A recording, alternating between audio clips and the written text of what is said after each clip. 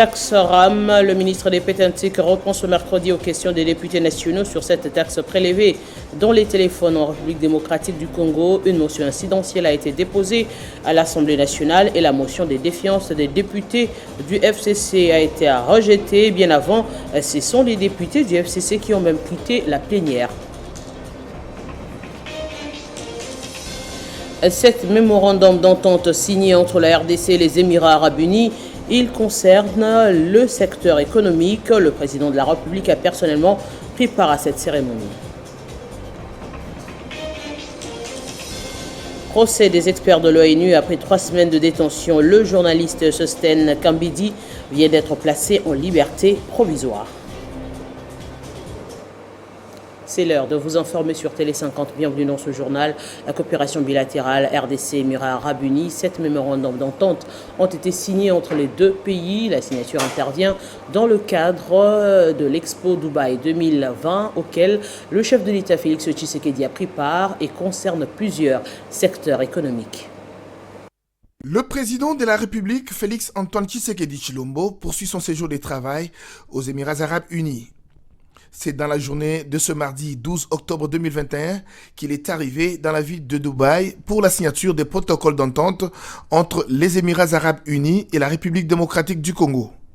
Les deux parties se sont retrouvées au pavillon présidentiel de l'Expo Dubaï 2020 lors d'une bilatérale qui a mis face à face la partie congolaise représentée par la présidence, le gouvernement et la Fédération des entreprises du Congo, ainsi que la partie émirati avec à sa tête son Altesse le souverain de Dubaï, vice-président de la Fédération des Émirats arabes unis. Au total, 7 accords ont été signés en lien avec plusieurs secteurs économiques.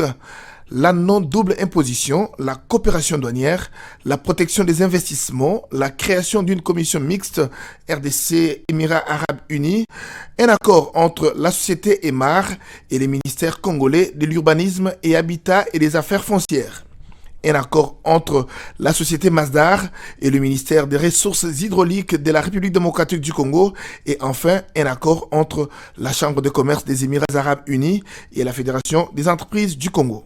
L'AFEC a joué un rôle déterminant dans les négociations qui ont abouti à la signature de ces différents protocoles d'entente. Il s'y est de noter que, aussitôt arrivé, le président de la République, Félix Antoine Tshisekedi Tshilombo, a rencontré son Altesse le souverain de Dubaï, avec qui il a échangé sur la concrétisation des accords fraîchement signés dans un partenariat gagnant-gagnant entre la RDC et les Émirats arabes unis. Après plusieurs rapports, le ministre des Pétantiques est face aux députés nationaux en ce moment. Augustin Kibassa Maliba répond aux préoccupations soulevées au sujet de la taxe RAM et surtout de l'utilisation des fonds déjà collectés. Hier déjà, 101 signatures ont été récoltées par les députés FCC pour une motion de déchéance contre le ministre Kibassa, une motion rejetée en plénière ce mercredi. Les députés nationaux du FCC ont même quitté la salle. Rencontre entre le ministre de la Défense et le représentant spécial adjoint du secrétaire général des Nations Unies chargé de la protection et des opérations au sein de la MONUSCO, Gilbert Kabanda, Kourenga et Kassim Digne se sont entretenus sur la prise en compte et le suivi des recommandations du chef de l'État en vue d'organiser un dialogue de haut niveau sur le degré des relations entre la MONUSCO et les forces de défense et de sécurité en RDC. Assurer le suivi sur la prise en compte des recommandations du chef de l'État Félix Antoine Tshisekedi Tshilombo en vue d'organiser un dialogue de haut niveau sur les degrés des relations entre la MONUSCO et les forces de défense et sécurité en République démocratique du Congo envisage de solidifier cette collaboration qui existe déjà mais qui nécessite un réchauffement. Il s'agissait aujourd'hui pour moi de venir faire le suivi de façon pratique sur certaines des recommandations et des instructions reçues du chef de l'État. De faire un dialogue de haut niveau entre le ministère de la Défense, les forces armées congolaises et la MONUSCO pour passer en revue le cadre de coopération. D'une pierre deux coups, le chef de l'outil de la Défense a reçu le directeur général des SICODEX, entreprise chinoise qui opère en synergie avec l'Africain d'explosifs, entreprise congolaise qui s'occupe de la fabrication et importation des explosifs type civil. Dans un partenariat entre la République démocratique du Congo et la société chinoise Norenco. Un partenariat a été signé pour créer cette société Sicodex avec la construction d'une usine à Likasi de production d'explosifs civils, d'une autre usine à Kolwezi et les travaux qu'ils sont en train de faire dans le cadre de l'apport de la technologie pour la formation des Congolais afin que nous-mêmes nous puissions avoir la capacité de faire, de produire les explosifs et de ne pas attendre quelque chose de l'extérieur. Ces explosifs sont désormais bien orientés pour utilisation par les entreprises minières qui en ont besoin pour la casse et l'ouverture des montagnes pour une exploitation des minerais à ciel ouvert. Après 3 semaines de détention, le journaliste Sosten Kambedi vient d'être placé en liberté provisoire. Le correspondant de l'agence France Presse et d'actualité.cd comparaissait comme témoin dans le procès sur l'assassinat de 2 experts de l'ONU en 2017. Fin des assises du 5e congrès ordinaire de l'Ordre national des pharmaciens en République démocratique du Congo, une occasion pour cet ordre de présenter ses revendications aux autorités habilitées pour trouver solution à leurs desiderata. Une satisfaction pour le ministre de la Santé, Jean-Jacques Bungani, qui encourage les pharmaciens à travailler dans la cohésion pour mettre fin aux divergences dans leur ordre. C'est le 5e congrès de l'Ordre des pharmaciens en République démocratique du Congo. Une occasion pour le ministre de lancer ses assises et a saisi de l'occasion pour visiter le stand du centre de recherche de Luozi, du feu chercheur Batangu. C'est le tout premier Congolais qui a quitté sa formation universitaire. Il venait du Canada, il est venu s'installer directement en Bourse au village. C'est le premier travail qui a été mis au point dans le mondial. Ces assises rentrent dans l'objectif de réfléchir sur comment renforcer les contrôles dans les secteurs pharmaceutiques et les capacités des pharmaciens en vue de garantir une piste en charge efficiente avec des médicaments certifiés pour assurer le soin de santé de qualité à la population. La corporation professionnelle a à l'occasion dégagé des pistes de solutions qui vont donner une nouvelle image du secteur pharmaceutique en République démocratique du Congo. Il a été aussi une occasion de revenir sur l'applicabilité des revendications soulevées dans le dernier mémorandum adressé au chef de l'État et au cabinet du ministère des tutelles constituant le socle de ces assises qui a réuni pendant 4 jours plusieurs personnalités venues du monde scientifique, politique et économique. Dans l'actualité toujours, 7 creuseurs artisanaux de l'or sont morts ensevelis et 5 autres disparus dans un éboulement de terre à Chabunda dans le sud Kivu. Les dernières pluies seraient la cause de ce drame. Dans l'entretemps, les recherches se poursuivent. Eh bien, on parle cette fois-ci du sit-in ce mercredi devant l'ambassade de la RDC en Tunisie. Les Congolais vivant en Tunisie décrient la hausse du prix de la carte consulaire fixée à 100 dinars, soit plus de 35 $ américains. Ce document est devenu obligatoire cette année avant de retirer la carte de séjour dans ce pays. À travers cette manifestation, la communauté des ressortissants de la RDC en Tunisie réclame la baisse du prix de cette carte qui est livrée à 10 dinars, soit près de 4 $ américains dans d'autres ambassades. Nous sommes justement en ligne avec le président Gloire Moussinde, président des étudiants congolais vivant en Tunisie. Bonjour. Cette hausse du prix est intervenue depuis quand? Bonjour madame. Oui, merci pour votre question.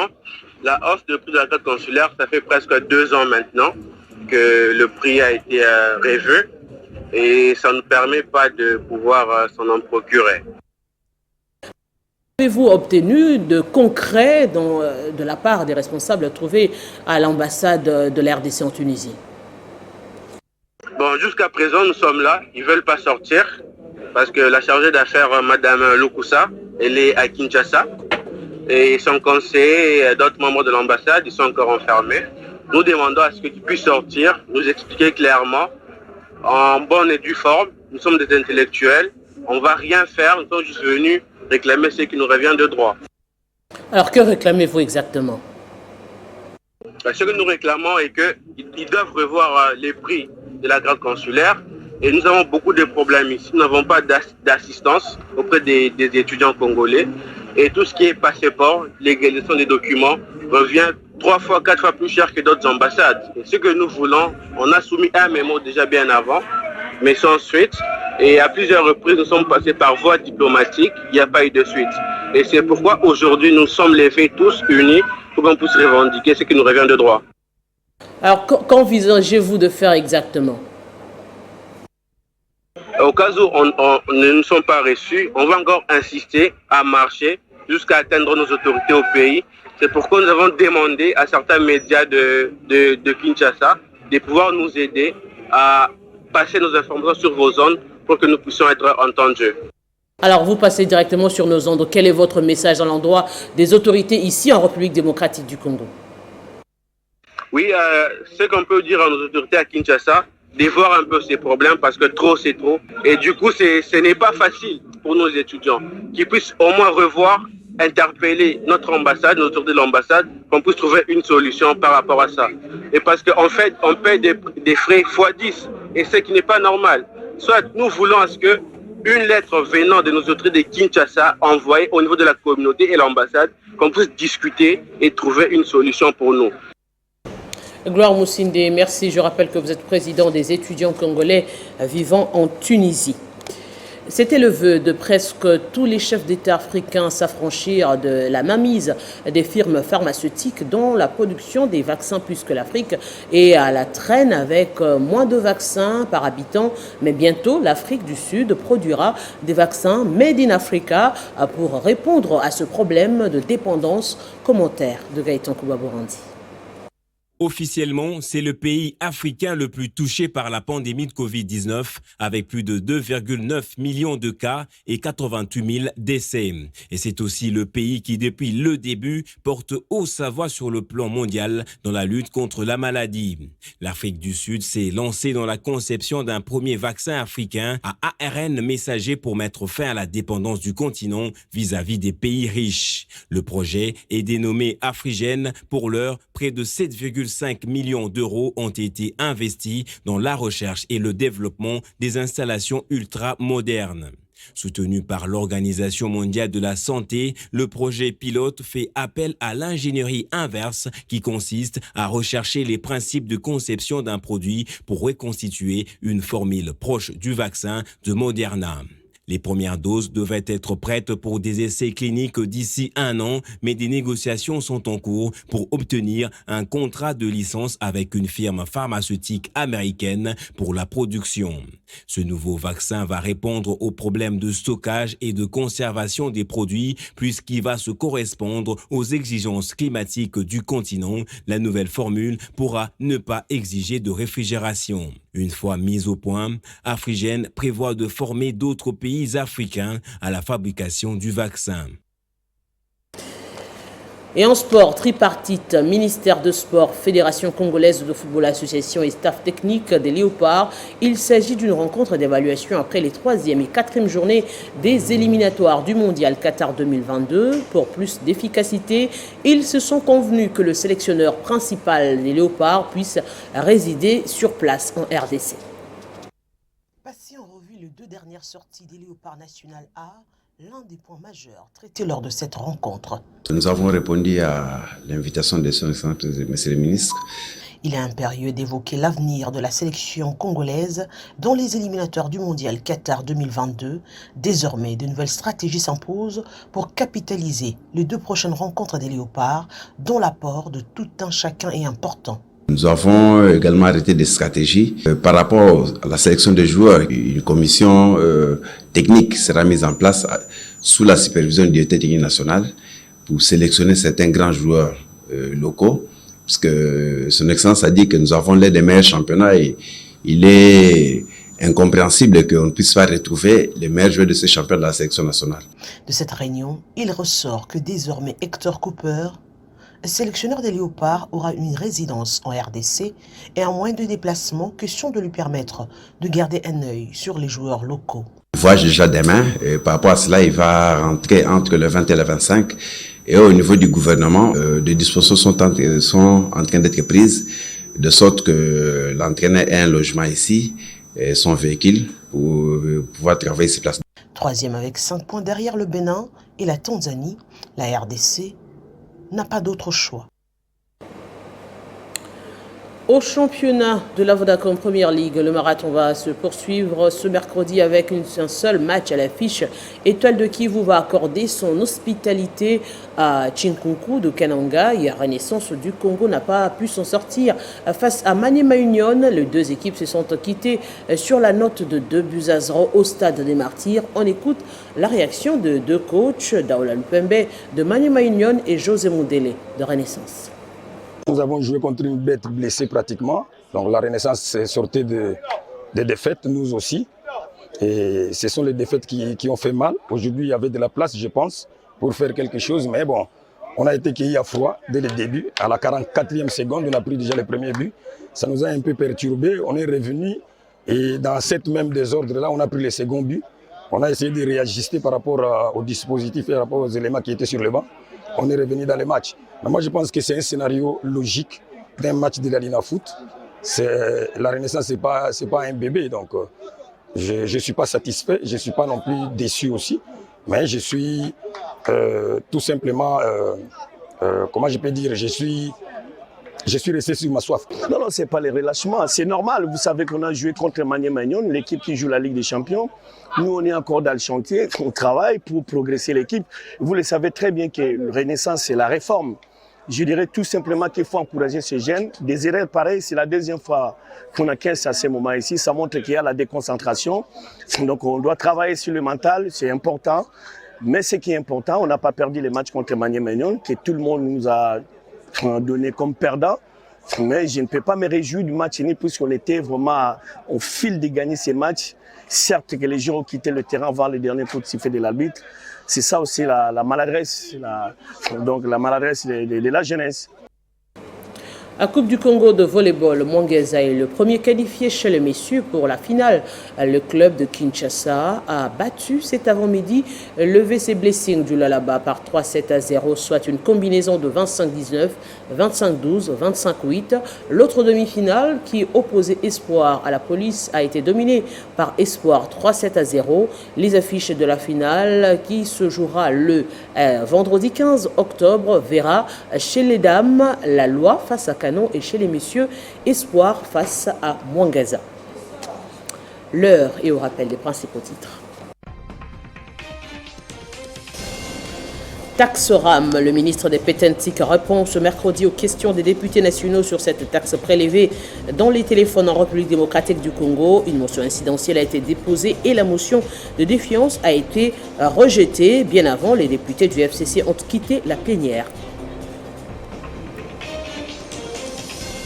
7 mémorandums d'entente signés entre la RDC et les Émirats arabes unis. Ils concernent le secteur économique. Le président de la République a personnellement pris part à cette cérémonie. Procès des experts de l'ONU. Après 3 semaines de détention, le journaliste Sostem Kambidi vient d'être placé en liberté provisoire. Restez avec nous pour la suite du journal.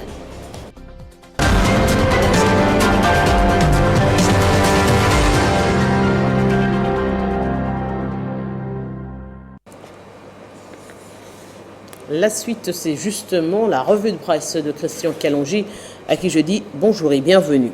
Bonjour Arlette Boutella, bonjour également à tous ceux qui nous suivent de partout dans le monde.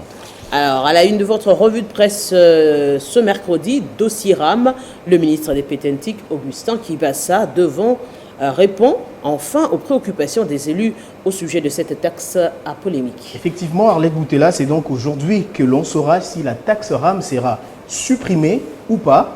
Selon Politico.cd, il s'agit d'une plénière de tous les enjeux, au cours de laquelle Augustin Kibassa répond aux préoccupations des élus sur l'illégalité de la taxe RAM, registre des appareils mobiles, qui jusqu'ici continue de faire polémique. La question orale avec débat lui avait été adressée par le député Claude Missaré, qui voulait connaître le nombre d'utilisateurs d'appareils mobiles identifiés les 6 derniers mois, les bilans du ministère sur la mise en œuvre de cette taxe ainsi que la motivation réelle de l'érection d'une telle taxe, rapporte ce média en ligne. Pour sa part, le quotidien La Prospérité note que l'audition du ministre des Postes, Télécommunications et Nouvelles Technologies, de l'Information et de la Communication intervient après le dépôt par le député FCC d'une motion de défiance contre lui, exigeant ainsi sa démission et la suppression de la taxe RAM.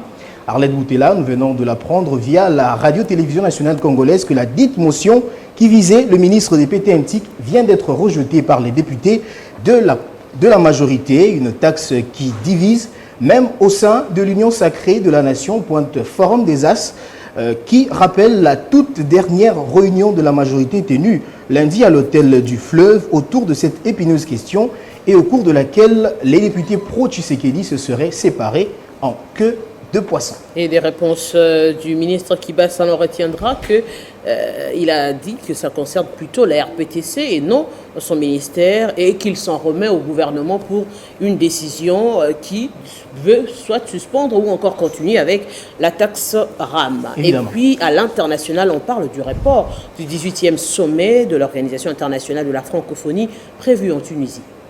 C'est ce que rapporte Radio France Internationale qui précise que lors d'une réunion du Conseil permanent de l'Organisation internationale de la francophonie la veille, les représentants des 88 États membres et associés avaient déjà convenu de repousser l'échéance à l'aumône 2022. La décision qui est tombée ce mercredi est motivée en grande partie par la situation politique en Tunisie.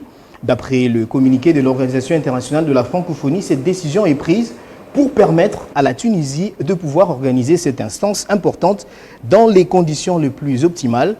Euronews.com rappelle que la Tunisie traverse une crise politique sans précédent avec le président Kais Saied qui s'est attribué par décret des vastes pouvoirs le 22 septembre, des mesures dénoncées comme un coup d'État par ses opposants et des ONG. Merci beaucoup Christian Kalonji pour toutes ces précisions. Je vous en prie Arlette Boutella. Vous l'avez compris, aimables téléspectateurs, ce journal est complètement terminé à tous. Merci de l'avoir suivi.